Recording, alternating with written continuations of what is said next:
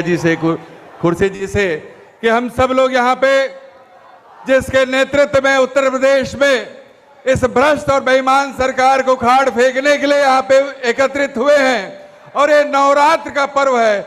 एक नारी शक्ति मां दुर्गा के रूप में हमारे बीच में उपस्थित हुई है। मैं बहुत ही सम्मान के साथ आदरणीय प्रियंका गांधी जी को हम सबको संबोधित करने के लिए मैं आमंत्रित करता हूं। इसके बाद जो है बहुत ही सम्मान के साथ इमरान जी जो है आभार प्रदर्शन करेंगे और उनके नब्ज भी सुनेंगे। प्रियंका गांधी।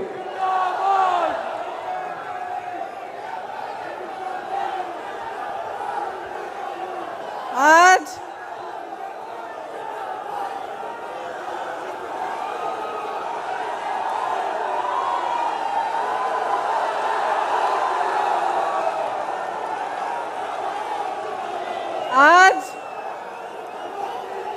नवरात्रि का चौथा दिन है।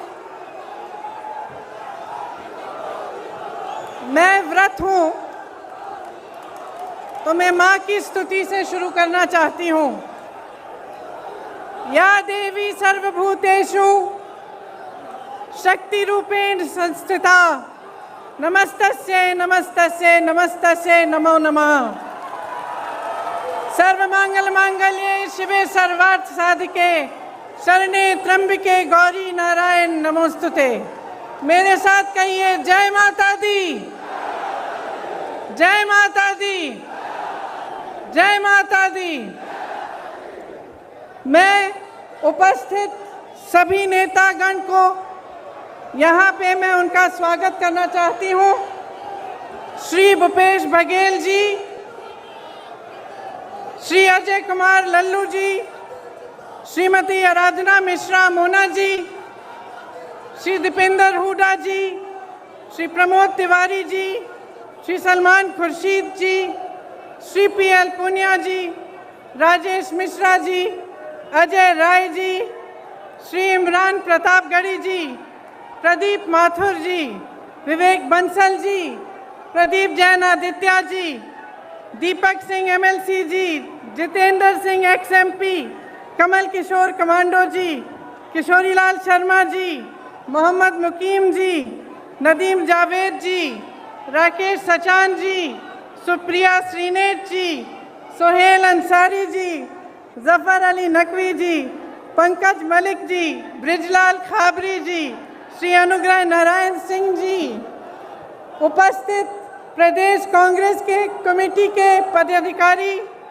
फ्रंटल विभाग प्रकोष्ठ के पदाधिकारी, सभी जिला शहर अध्यक्ष, युवा, किसान, महिला और मीडिया के मेरे साथी, आप सबका इस सभा में बहुत बहुत स्वागत।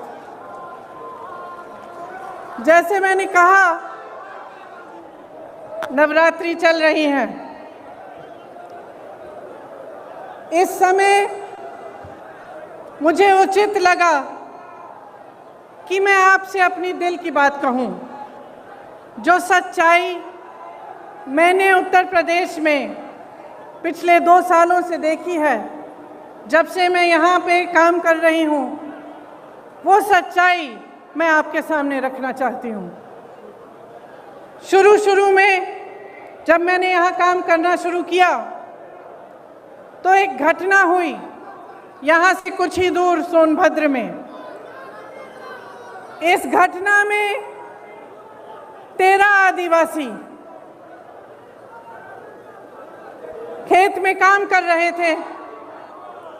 जब पुलिस प्रशासन की सहमति से कुछ लोग उनकी ज़मीन लेने की कोशिश कर रहे थे, वो लोग आए, ट्रैक्टर, जीप लेके आए और उन्होंने मारपीट की, गोली चलाई और 13 आदिवासियों को शहीद किया। सोनभद्र में नरसंहार हुआ। जब मैं उनसे मिलने गई तो मेरे मन में एक बात बहुत स्पष्ट मुझे लगी। जिस परिवार के पास मैं जा रही थी, वे कह रहे थे हमें मुआवजा नहीं चाहिए, हमें पैसा नहीं चाहिए किसी सरकार का, हमें न्याय चाहिए। लेकिन दीदी, हमें न्याय की उम्मीद नहीं है। उसके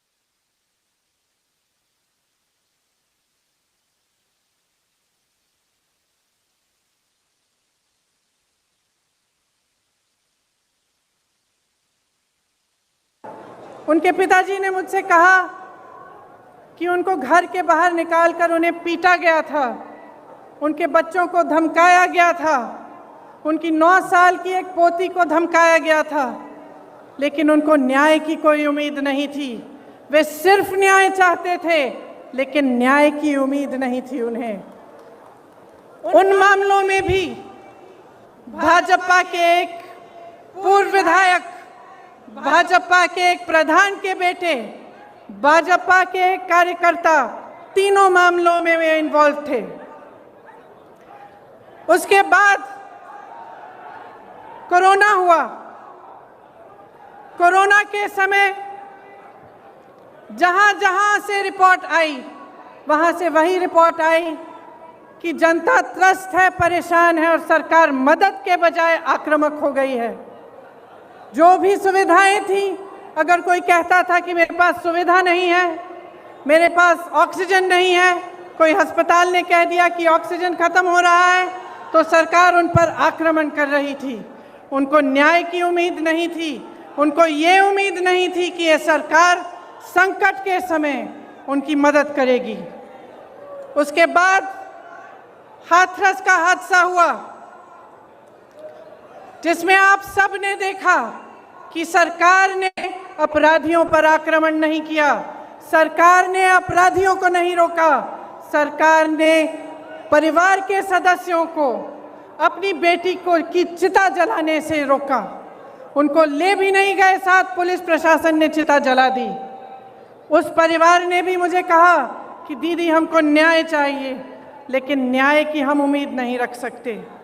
आज लखीमपुर खेरी में जो हुआ, पिछले हफ्ते से हम देख रहे हैं। इस देश के गृह राज्य मंत्री के बेटे ने अपनी गाड़ी के नीचे, अपनी जीप के नीचे 6 किसानों को निर्ममता से कुचल दिया और सब परिवार, 6 के 6 परिवार ये कहते हैं कि हमें पैसे नहीं चाहिए, हमें मुआवजा नहीं चाहिए, हमें न्याय चाहिए। लेकिन हमें न्याय दिलवाने वाला इस सरकार में हमें नहीं दिख रहा है। आपने देखा कि सरकार पूरी तरह से उस मंत्री और उस मंत्री के बेटे के बचत में लगी रही। पुलिस और प्रशासन विपक्ष के नेताओं को रोकने में लगी थी। जब मैंने रात में वहां जाने की कोशिश की, तब हर सड़क पे पुलिस थी, मुझे रोकने की कोशिश की, तमाम पुलिस के घेरे थे, नाकाबंदियां थी। जो परिवार है, पीड़ित परिवार है, उनके घरों में उन्हें नजरबंद किया गया, लेकिन अपराधी को पकड़ने के लिए एक भी पुलिस वाला नहीं निकला। अपराधी के घर में उन्होंने निमंत्रण भेजा कि आप आकर हमसे बात करिए। आपने किसी भी देश में, दुनिया के किसी भी देश में या इस देश के इतिहास में आपने कभी ऐसा देखा है कि एक आदमी 6 किसानों को कुचल दे, 6 लोगों की हत्या कर दे और उसको पुलिस निमंत्रण दे रही है कि आइए हमसे बात करिए? आपने कहीं ये देखा है? बताइए। कभी भी इस देश और इस दुनिया के इतिहास में ऐसा नहीं हुआ होगा। यहाँ के मुख्यमंत्री मंच पे बैठे हुए उस मंत्री का बचाव कर रहे हैं जिसके बेटे ने ऐसा काम किया है। जो प्रधानमंत्री लखनऊ आ सकते थे प्रदर्शन को देखने के लिए, उत्तर प्रदेश के प्रदर्शन को देखने के लिए, आजादी के प्रदर्शन को देखने के लिए, वो 2 घंटे की दूरी पर लखीमपुर खेरी नहीं जा सकते थे उन किसानों के हाथ पकड़ने के लिए, उनके आंसू पोंछने के लिए। ये आज़ादी किसने दी? जिस आज़ादी का महोत्सव मना रहे हैं, अमृत उत्सव मना रहे हैं, ये आज़ादी हमें किसने दी है? ये आज़ादी हमें किसानों ने दी है, किसान के बेटे ने दी है। इस देश को किसान ने सींचा है। किसान का बेटा हमारी सीमाओं पर खड़ा है आज भी। ये किसान के बेटे हैं जो हमारी सुरक्षा कर रहे हैं, हमारी सीमाओं पे इस देश की आज़ादी को निर्भर रख रहे हैं। ये देश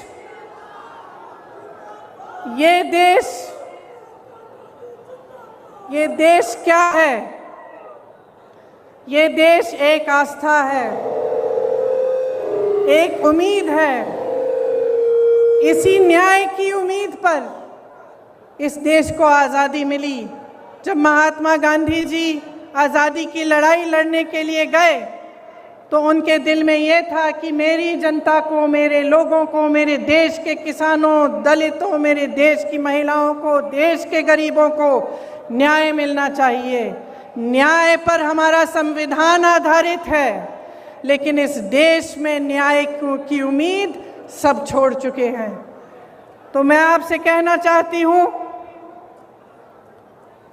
कि जब लखीमपुर खीरी में मैं शहीद नक्षत्र सिंह जी के घर गई, उन्होंने मुझे बताया कि उनका बेटा सीमा सुरक्षा बल में दाखिल हुआ है।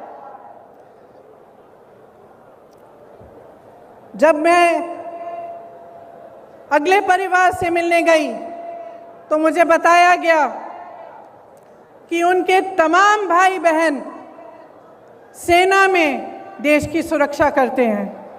जब मैं रमन कश्यप पत्रकार के घर गई, मुझे बताया गया कि उनको काम करते करते मारा गया, उनको जीप के नीचे कुचला गया क्योंकि वो वीडियो ले रहे थे, सच्चाई दिखाना चाह रहे थे।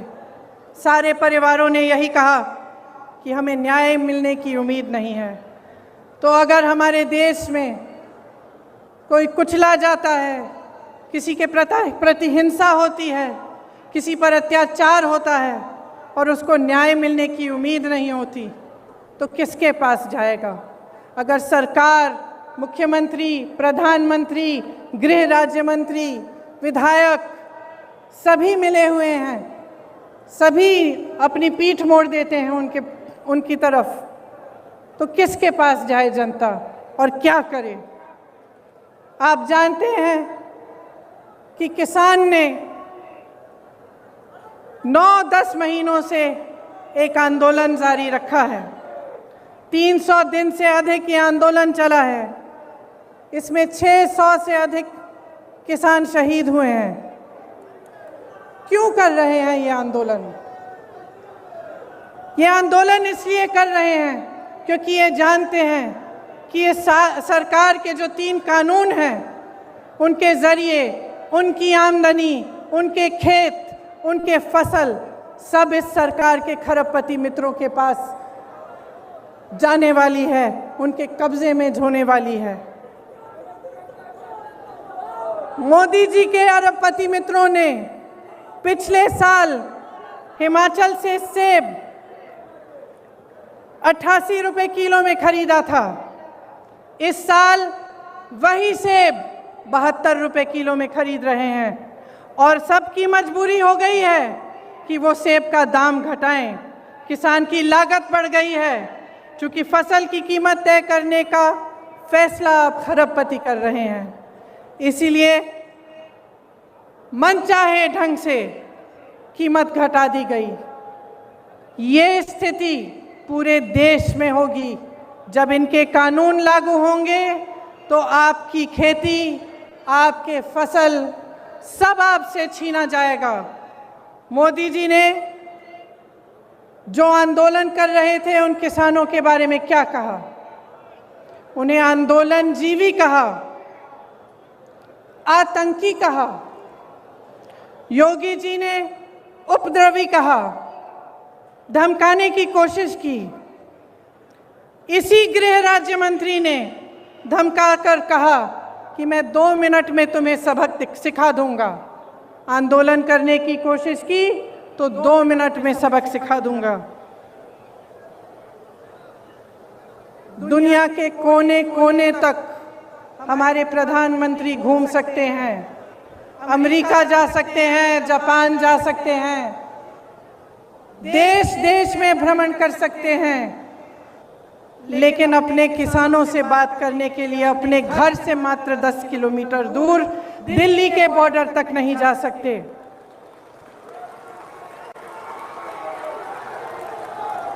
अपने आप को गंगा पुत्र कहने वाले हमारे प्रधानमंत्री ने गंगा मैया के आशीर्वाद से खेतों में फसल लहलहाने वाले करोड़ों गंगा पुत्रों का अपमान किया है। उनकी पूरी आमदनी, उनकी खेती, उनके फसल अपने खरबपति मित्रों को देने की साजिश की है। क्या वो जानते हैं कि आपके प्रदेश में किसान कितनी समस्याओं से जूझ रहा है? क्या वो जानते हैं कि आवारा पशु की कितनी बड़ी समस्या है यहाँ? क्या रात को आपकी सड़कों पे उन्होंने चल के देखा है कि हर किलोमीटर, हर आधे किलोमीटर पे आवारा पशु बैठे हुए हैं? मैंने देखा है, मैंने देखा है।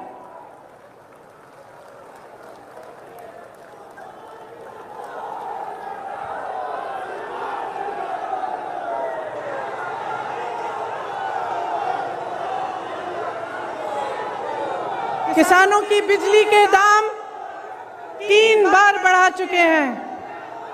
क्या नरेंद्र मोदी जी ने देखा है कि आपको कितने बड़े बड़े बिल मिल रहे हैं? कि जब आपको बिजली नहीं मिल रही है फिर भी आपको बिजली के बिल मिल रहे हैं। क्या प्रधानमंत्री जी ने देखा है, कुछ कहा है इसके बारे में? प्रदेश का हर परिवार त्रस्त है, दुखी है। धान और गेहूं का दाम नहीं मिलता, यूरिया खाद बेहद महंगा हो गया है, जीएसटी, खेती के जो खेती में काम करने के इंस्ट्रूमेंट होते हैं उन पर भी जीएसटी लगा रखी है। 100 रुपए का पेट्रोल, 90 रुपए का डीजल, 900 रुपए में रसोई का गैस,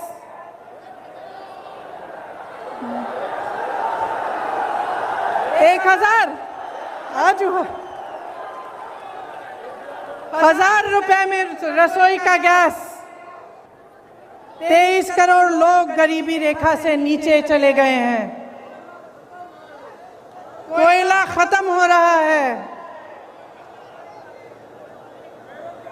बेरोजगारी चरम पे है। जहां जहां जाओ बेरोजगार युवा मिलते हैं। परसों मैं लखनऊ की एक बस्ती में गई। मैं इसलिए गई थी क्योंकि योगी जी ने एक ऐसे शब्द इस्तेमाल किए सफाई कर्मचारियों के प्रति, मेरी बहनों के प्रति, जो रोज सुबह अपने घर में झाड़ू मारती हैं, जो सफाई करते हैं, हमारे देश, हमारी शहरों को साफ रखते हैं, उनके प्रति उन्होंने अब शब्द कहे। तो मैं एक बस्ती में गई वाल्मीकि मंदिर में झाड़ू लगाने के लिए और उन सब से बात करने के लिए जो इस काम को अपनी आमदनी के लिए, अपने बच्चों को पढ़ाने के लिए करते हैं। उन सब ने मुझे बताया, मैं घर गई, घर गई, एक घर से दूसरे घर गई, हर घर में मुझे बताया, अपने युवा बच्चे मेरे सामने लाए।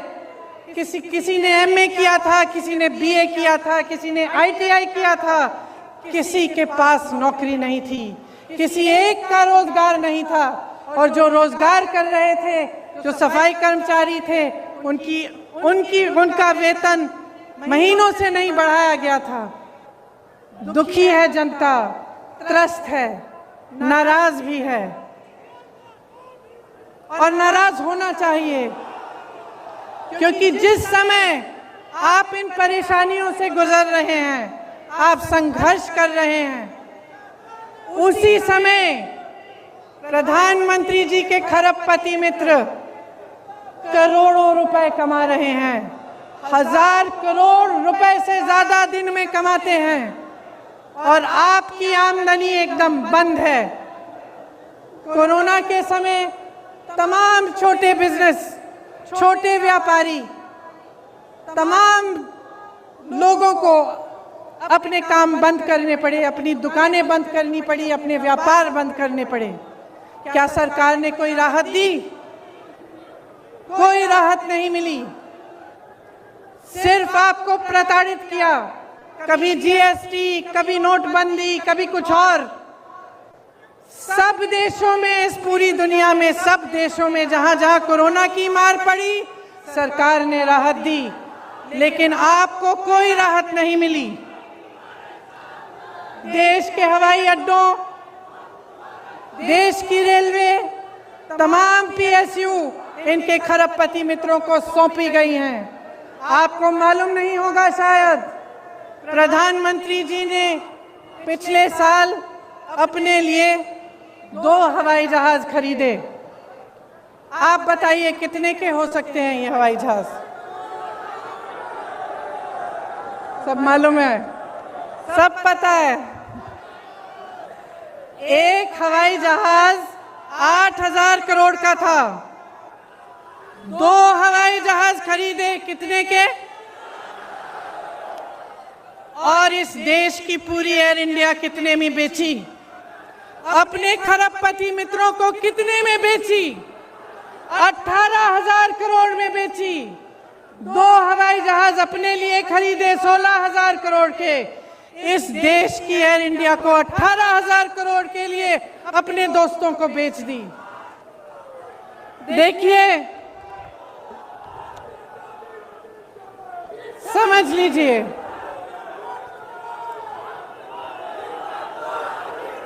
समझ लीजिए, जब जब मैं बात करती हूं लोगों से, जब जब मैं लोगों से बात करती हूं, एक बात उभरती है कि हाँ, कुछ हो नहीं रहा है, कमाई नहीं है, रोजगार नहीं है, किसान त्रस्त है, नदियों के पास रहने वाला निषाद त्रस्त है, दलित त्रस्त है, महिला त्रस्त है, सब त्रस्त है। लेकिन दीदी, एक बात है कि मीडिया में बहुत आता है कि हम सुरक्षित हैं। तो मैं पूछना चाहती हूं कि क्या आपको सच्चाई दिख नहीं रही है? इस देश में सिर्फ 2 तरह के लोग सुरक्षित हैं आज। एक, जो भाजपा का सत्ताधारी नेता है वो, और दूसरा जो उसका खरबपति मित्र है। सिर्फ 2 तरह के लोग सुरक्षित हैं।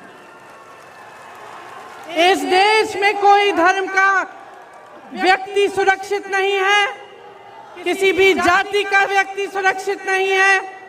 इस देश में ना मजदूर सुरक्षित है, ना मल्ला सुरक्षित है, ना निषाद सुरक्षित है, ना दलित सुरक्षित है, ना गरीब सुरक्षित है, ना अल्पसंख्यक सुरक्षित है, ना मेरी महिला बहनें सुरक्षित हैं। इस देश में सिर्फ प्रधानमंत्री, उनके मंत्रिमंडल के लोग, उनकी पार्टी के लोग जो सत्ता में हैं वो सुरक्षित हैं, और उनके जितने भी खरबपति अमीर मित्र हैं वो सुरक्षित हैं। इस बात को सही ढंग से पहचानिए।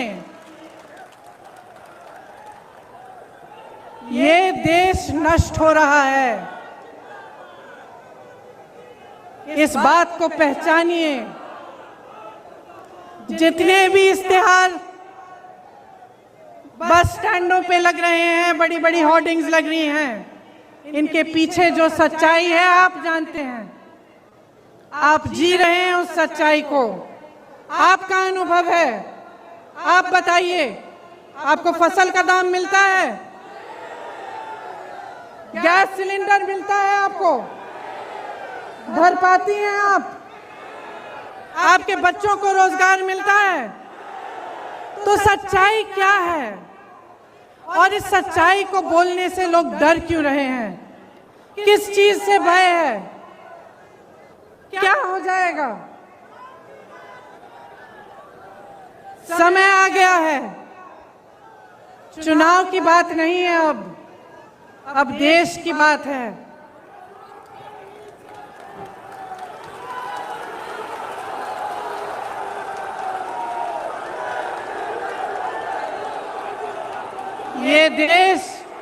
ये देश भाजपा के पदाधिकारियों, उनके मंत्रियों, उनके प्रधानमंत्रियों की जागीर नहीं है। ये देश आपका देश है, आपका देश है। इस देश को कौन बचाएगा? कौन बचाएगा इस देश को? अगर आप जागरूक नहीं बनेंगे, समझदार नहीं बनेंगे, आप इनकी राजनीति में उलझे रहेंगे, तो आप ना अपने देश को बचा पाएंगे, ना अपने आप को बचा पाएंगे। आप किसान हो, इस देश की आत्मा हो। जितने भी मंच पे नेता बैठे हैं, उनको आपने बनाया है, आपकी मेहनत ने बनाया है इस देश को। ये कभी मत भूलिए। जो आपको आंदोलनकारी कहते हैं, जो आपको आतंकवादी कहते हैं, उनको न्याय देने के लिए मजबूर करिए। कांग्रेस के जितने भी कार्यकर्ता यहाँ हैं, किसी से नहीं डरते हैं, किसी से नहीं डरते हैं। हमें जेल में डालिए, हमें मारिए, हमें कुछ भी कर लीजिए, हम लड़ते रहेंगे, लड़ते रहेंगे, लड़ते रहेंगे जब तक वो गृह राज्य मंत्री आपका इस्तीफा नहीं देगा। तब तक हम लड़ते रहेंगे, हम हिलेंगे नहीं, हम हटेंगे नहीं। हम कांग्रेस के कार्यकर्ता हैं। हमारी पार्टी ने इस देश की आजादी की लड़ाई लड़ी है। हमें कोई चुप नहीं कर सकता, हमें कोई रोक नहीं सकता। और जितने भी लोग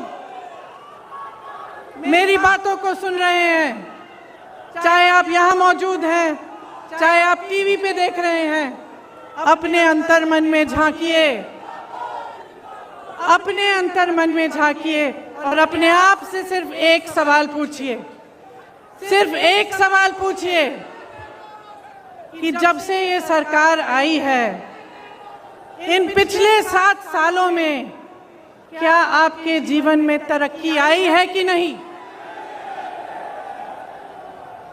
क्या विकास आपके द्वार पे आया है कि नहीं? जो वचन आपसे किए थे वो निभाए गए हैं कि नहीं? सिर्फ ये एक सवाल पूछ लीजिए और अपने ही मन में ईमानदारी से इस सवाल का जवाब दीजिए। और अगर इस सवाल का जवाब यही है कि आपके जीवन में तरक्की नहीं हुई, तो आ जाइए, मेरे साथ खड़े होइए, कंधे से कंधा लगाइए और लड़िए। बदलिए सरकार को, परिवर्तन लाइए, अपने प्रदेश को बदलिए, क्योंकि मैं तब तक नहीं रुकूंगी जब तक यहाँ पर परिवर्तन आए। मैं आप सबको बहुत बहुत धन्यवाद देना चाहती हूँ कि आप यहाँ आए, इतनी धूप में मेरा इंतजार किया। आप सबको नवरात्रि की बहुत बहुत शुभकामनाएं। जय माता दी, जय हिंद, जय किसान, जय किसान, जय जवान, जय किसान, जय जवान, जय हिंद, जय हिंद, जय हिंद, जय हिंद, जय हिंद, जय हिंद। लड़ेंगे, लड़ेंगे। अब मैं इमरान प्रतापगढ़ी जी को आमंत्रित करता हूं, अपने लफ्ज के साथ जो है वो आभार प्रदर्शन करेंगे।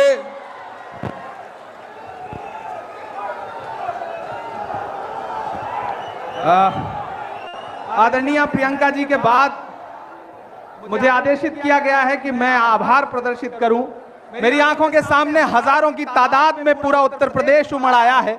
आप धूप में खड़े हैं, मैं आपकी इस जिजीविषा को सलाम करता हूं। नया पाने की चाहत में पुराना छूट जाता है। तुझे अपनाऊं तो मुझसे जमाना रूठ जाता है। मोहब्बत पढ़ने लिखने में बहुत आसान है, लेकिन मोहब्बत को निभाने में पसीना छूट जाता है। आप यहाँ कांग्रेस की मोहब्बत में खड़े हैं, पसीने में खड़े हैं, मैं आपको सलाम करता हूं।